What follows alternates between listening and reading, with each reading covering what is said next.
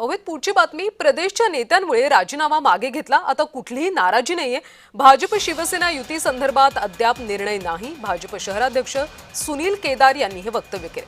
भाजप शहराध्यक्ष सुनील केदार यांच्याशी बातचीत केली आमचे नाशिकचे प्रतिनिधी किरण गोटूर यांनी।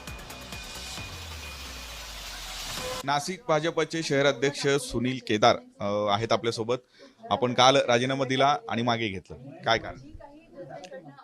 काही कारणामुळे तो विषय झालेला होता।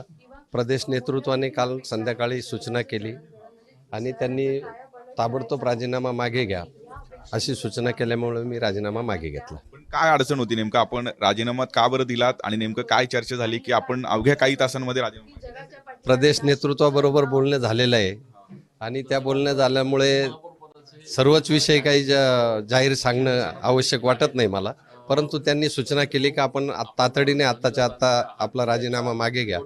त्यांनी सूचना केल्यामुळे राजीनामा मागे घेतला। ज्या बातम्या आलेत महापौर आणि उपमहापौरांच्या जे नावं घोषणा झाल्या त्या नावांवरती आपली नाराजी होती?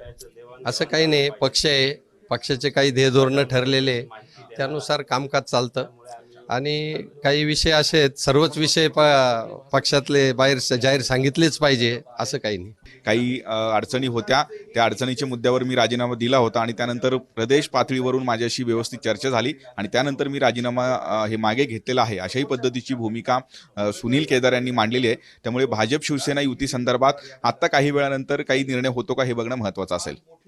किरण गोटूर, जय महाराष्ट्र न्यूज, नाशिक।